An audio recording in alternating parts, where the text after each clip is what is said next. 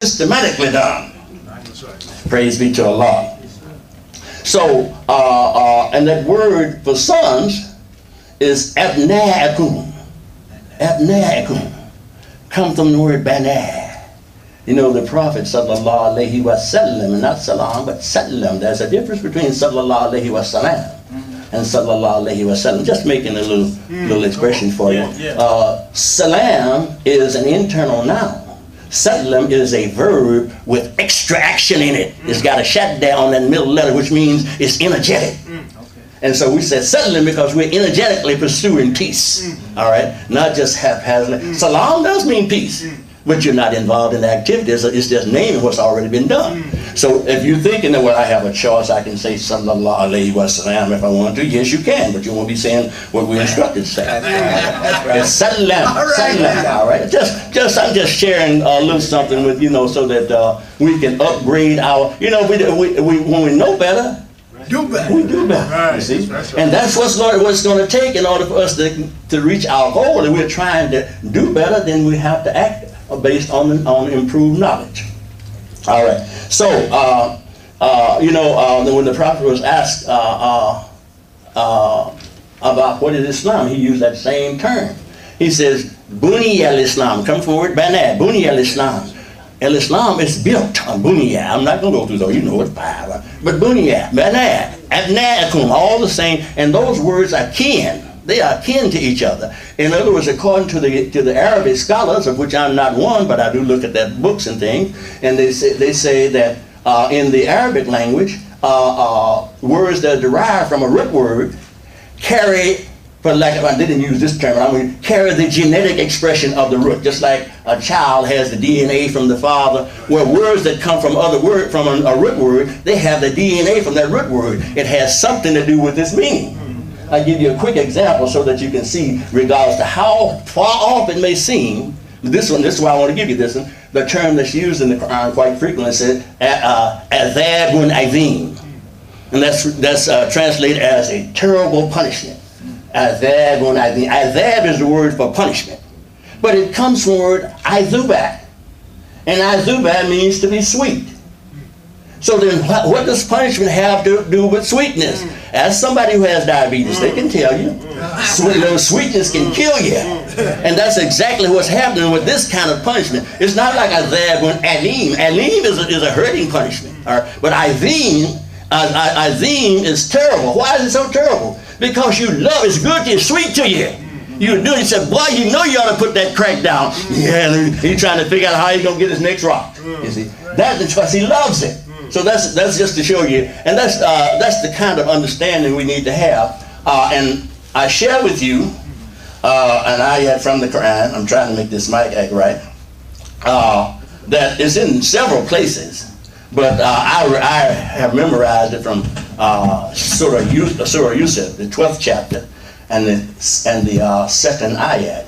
It says, Inna anzalnahu Qur'anan Arabiyyan la'allakum ta'qilun.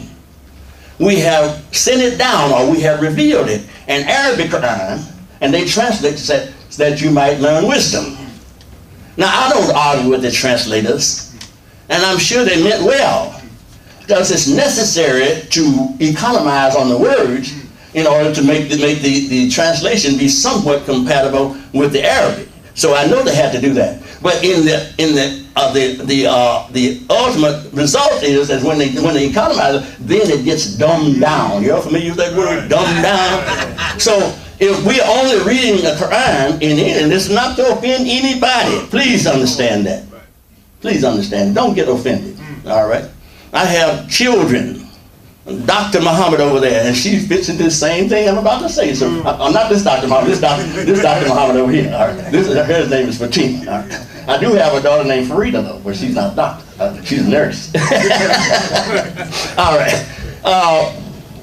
If we restrict, I'll put it like this. I want to say, if we restrict ourselves to just reading the translation, this is not to say you won't get anything out of it, but you're actually reading that dumbed down version of the revelation. All right, it has to be dumbed down. Otherwise, you'd have a stack this tall for one ayat and then one little ayat on the page. So they have to do that. So, but What we want is the best of it. That's right.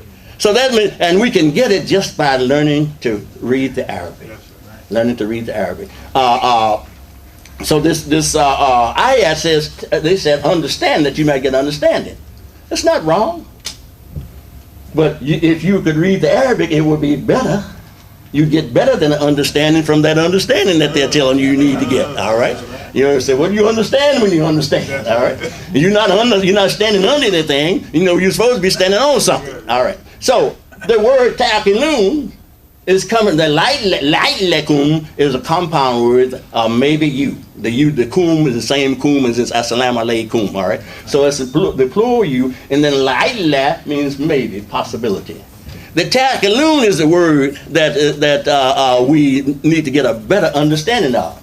It comes from the word iqala, and iqala means to tie things together. So that's what he's telling you. If you this Arabic Quran, you'll be able to tie things together better. Don't you remember Imam Mohammed telling us about making connections? Yes. That's what tying things together. Making connections. Yeah, come on. Making the connections, all right? So you'll be able to tie things together better. You'll be able to make better connections and thus improve your knowledge without having a stack of papers, because you just get it as soon as you see it. Oh, ta'qilun. Brother in Little Rock is the Imam there. His name is Akil, and when I first went back to Arkansas, and he told me his name was Akil, I was just joking at him. So I said, "What does Akil mean?" He said, "It means wise." I said, "Oh, I thought Hakeem meant wise." Yeah, they both mean the same thing. No two words ever mean exactly the same thing in Arabic. That's what you have to understand. They both do mean wise, but not in the same way. Right. Hakeem means wise from judging. Hakamat, from judging. Akil means wise from tying things together, which is what you have to use in order to tie things together. Your ikal. Right. Same, coming from the same word, your brain. So the Allah is telling us this Quran is made for your brain. Yeah. That's right. Exercise, utilize your brain, and the tab means you're going to bring it back to you, whatever it be. You tie it together back for your own benefit. Because the tab means it's specific. Okay, so now it comes back to you. Now, like I said, we're not going to be long. Implementation, the process of putting a plan into effect and executing executing a plan. I don't have to establish this. It's already been established before me. And I'm sure it was no difficulty, but a couple of people mentioned it, but I know Imam Muhammad, Alfred Muhammad mentioned it. It was Imam Ramadan mentioned Imam Ramadan. I know he was the first one mentioned because he was the first one speaking. He mentioned that we know the expression, we are, who are we? We are Imam Deen Muhammad. I am Deen Muhammad. And then somebody said today, I believe you said today, you said the mind. The mind. Well, if we have the mind of Imam Deen Muhammad, then shouldn't we utilize that mind in the same way he did? Come on. Yes, sir. Where do you think he got his tafsir from? Of course, it's all coming from Allah, but he was through the process of tying things together. That's right. That's why he could go tie. You say, "Oh man, I didn't know that was related." Now he didn't take the time, because he didn't have that time. He had to cover a lot of territory. He didn't take the time to show us what the process is. All right. That was for us imams, and that's why he would cuss us out every now and then, because we were not given the tafsir. Right. That's right. Not tafsir. He was doing the tafsir. Tafsir comes from the word fasalat, which means to break things down into details. That's what we were supposed to be doing. We were supposed to be showing the people how Imam Muhammad came up with it, not trying to prove it, but just for better digestion. You know, kind of like mama feeding the baby, and the baby's sick of that baby food. She takes it, now put that in his mouth. Y'all don't know nothing about that. But mothers used to feed that baby that way. Not only was she chewing on it, but she also had put some amylase on that, and so her digestive amylase was helping this baby to digest that food also. But y'all didn't know I knew that, did you? All right. So that's why he would every now and then he would fuss at us. You know, you're not following. Because what we were doing? We were doing CCSA. No, CC, and I'm trying to say CCSB. CCSB. Okay, you got a CCSB. catchphrases, cliches, and sound bites. And we're still doing a lot of that today. Catchphrases, that's one C, catchphrase. I'm trying to get them in alphabetical order. I think I got them in alphabetical order. Catchphrases, cliches, and sound bites. And of course that gets us, because we heard the Imam say, well, right on, brother, right on. But you haven't given any tafsir. Right. You haven't broken it down for digestion for the babies. And that's what we need to be doing. This is what that's the only thing I really got to say. I really could stop right here. But I will go on a little bit further, because he don't know what to do all this time. So I will go on with a little bit further. So this is, so it doesn't mean that what we're doing is wrong. It just means that I remember one time Imam we were having a meeting. I can't remember whether it was just the Imam's meeting or whether it was a Ramadan session. I can't remember, but I know he had been talking about Joseph. And so we came back, we had a little break, like he'll give us a little break, y'all ain't get no break, but I'm about to break my neck. And I didn't mean to, but I just couldn't help it. I didn't get my mid-morning nap, I'm retired, I get me a mid-morning nap and I ain't ashamed of it, all right? But anyway, he's coming back, so we're kind of reviewing, just through a question. And so what have we learned about Joseph? And this one Imam said, I know you said. He said, no, I don't want you to tell me what I said. I want to know what you got to say. It's about time we start having something to say about what the Imam said in a way that will break it down more for the people to understand it. Not that you're trying to what you're trying to do is trying to help, and also, and when we do that, we also understand it better ourselves. But see, sometimes we're able to quote a whole bunch of stuff, and we get what they call in research, especially with scientific research. They said you have to be careful. Oh, y'all know I did all this research. You have to be careful of false positives. I mean, you think you got good results, but you haven't checked out all. And so sometimes when we're filled with CCSB, cliche, catchphrases, cliches, and sound bites, and we're full with that. And we got a plenty of. Sometimes we have a false positive. We think that we have really taught the people, and all we've done is fired them up. But they have no direction on which way to go in it, because they didn't understand that detail. And this word tafsir, by the way, now that's not that's a Quranic word. As a matter of fact, we have a surah called Fusilat. That's right. Coming from the same word, Fasalat, Fusilat, and you every time you see where it says details in the Quran, if you would look over in English, you're gonna see some form of Fasalat. All right. You will see it. I encourage you to do this. Inshallah, I intend to start brother Akbar got me fired up with Tumblr. So that's some kind of blogging program. I've already signed up for it, but I don't know how to use it. But what I intend to do, inshallah, is start taking, as I start reading after Ramadan, start taking a word here and there where I see, and because when I'm reading Arabic, this one only has Arabic in it, but I have one with English, and I'll look and see what they say in English. But I'm also reading English during Ramadan. I'm reading both. I read Arabic after Fajr prayer, and then I read English after Zuhr and Asr. Of course, you know I'm not reading after Zuhr and Asr today and yesterday, because you've been looking at me here and you didn't see me reading. But that's basically, I'll catch up, inshallah. All right?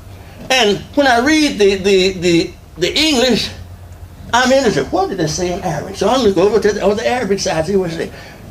It was an ayat. I wrote it down, but evidently I didn't pick up that piece of paper. But it's not important to that extent of exactly what I. But it made reference to Allah making the heavens and the earth, so and so and so and so. And so I'm thinking, well, what's it going to be? Is it going to be Kalika? What? No, Kalika is created. I look over there, and it's, because I didn't know. I said, let me look and see if it's Jala. That's what, because it said that's what he said, making. It said he made it. I said, let me see if Jala is over here, because Jala means to make. Yeah. I look over. It's not Jala. It's not Kalika. It's Fatara. Now that's a whole different perspective, because now we get an improved. Allah created this. The heavens and the earth from nothing. That's different from creating it from something. Right. You know, sister go in the kitchen, she get her ingredients out and she make a cake. But let that sister go in and ain't nothing in the kitchen and she just make a cake. You gonna be amazed. And she will too. All right. Yeah. So that's a difference. That's a difference between it. All right. And so that would improve our understanding on that ayat. Now, of course, the heavens and the earth always, you know, just fantasize us. But then when you see that it was fatara, that he created it from nothing, wow, you get a higher appreciation for what Allah has done. So we should be using our minds the way Imam Muhammad used his. And do you know what? That his teaching, his tafsir, as we call it, is still astounding the Muslim world today. You know why? You don't know why, but I'm going to tell you why. That's what I'm here to tell you why. Because they don't study Arabic. They've been reading it all their lives and they don't study it.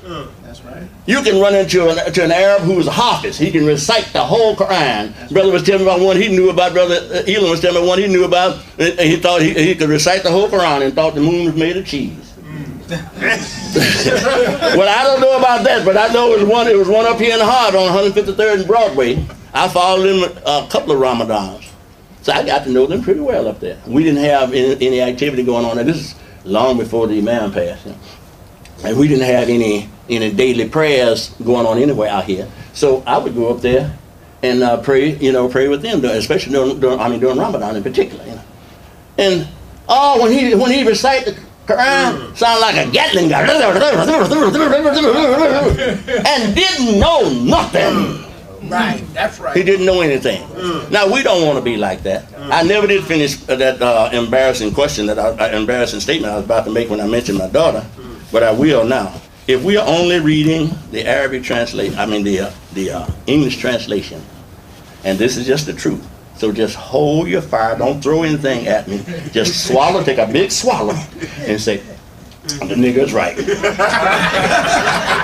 We are no better off than the African Americans who came out of slavery and they gave the preacher the Bible and he couldn't read the Bible.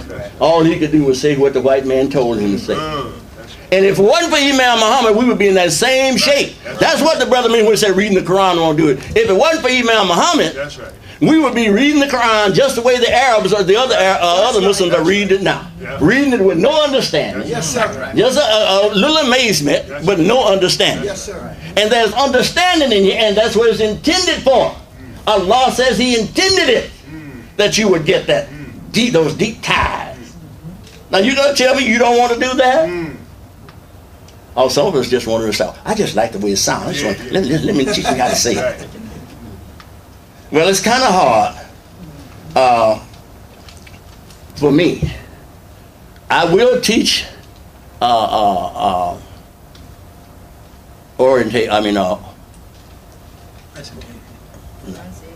pronunciation. That's not one of what we call it.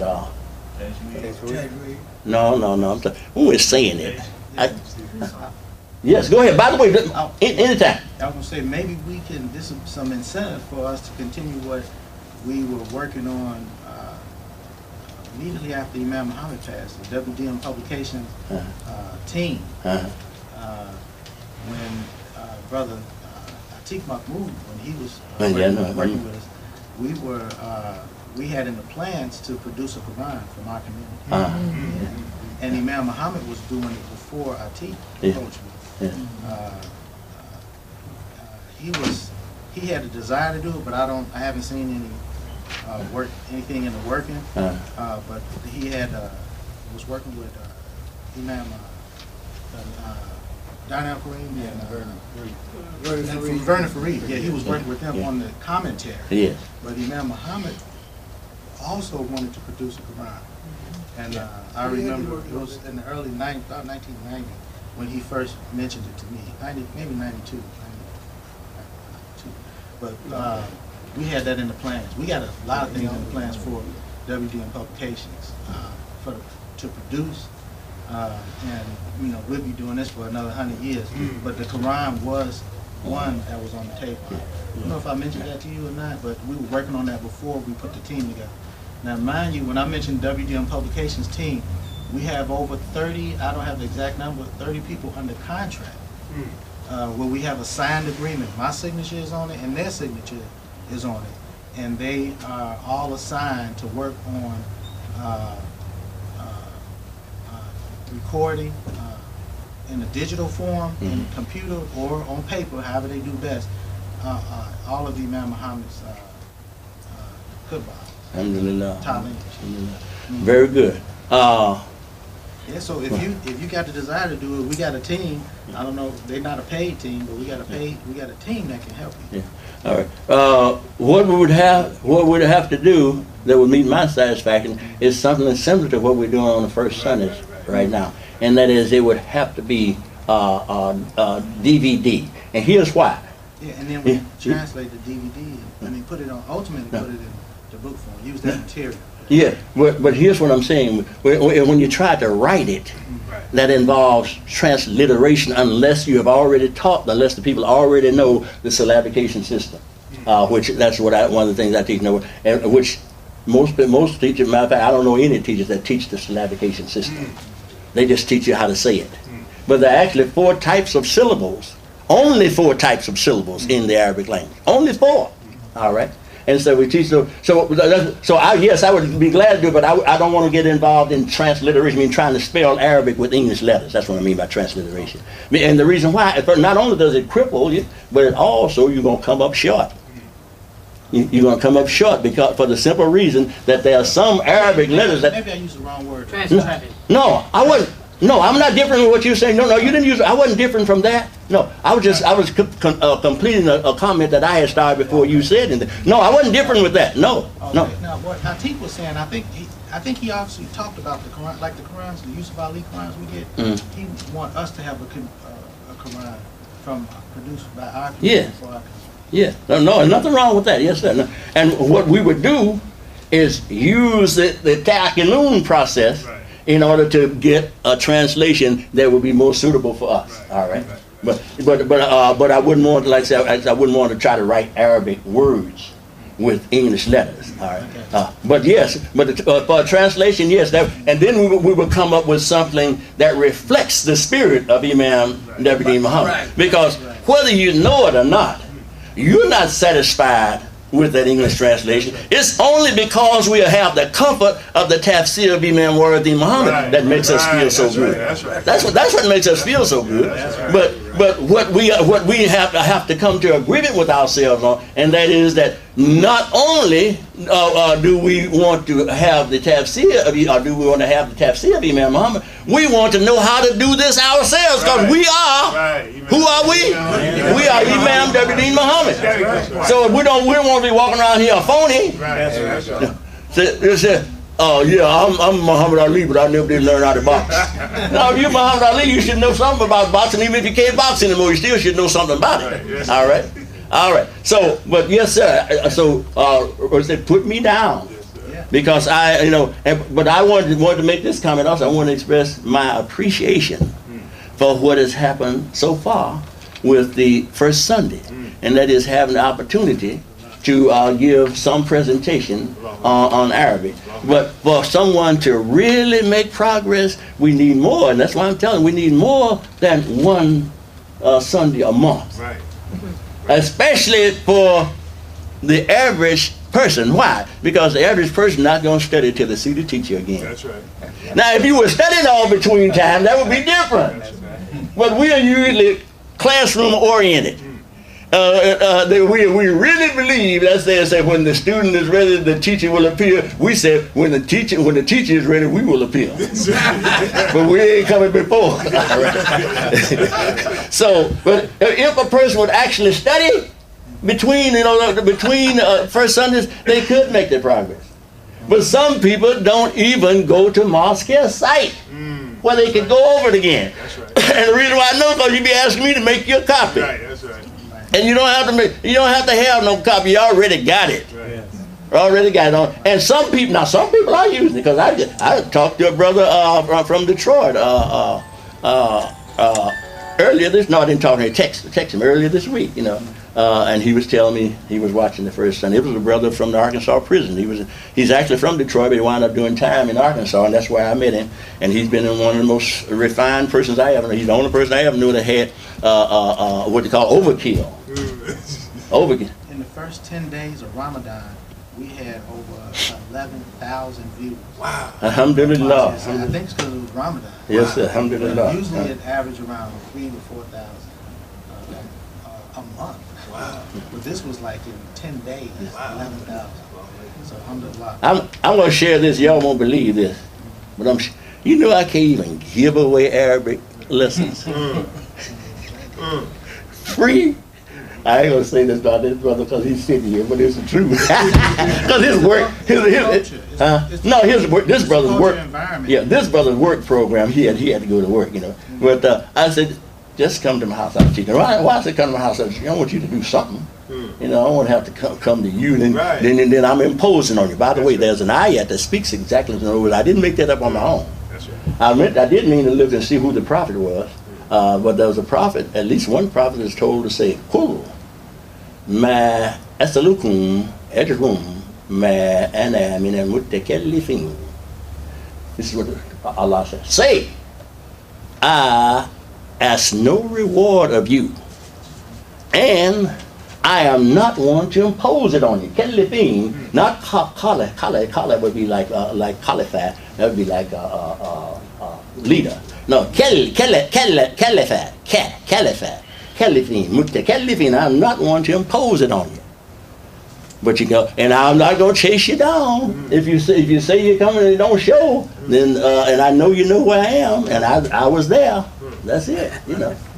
But on the serious side, we do need to give more serious consideration so that we can truly live up to our catchphrase. We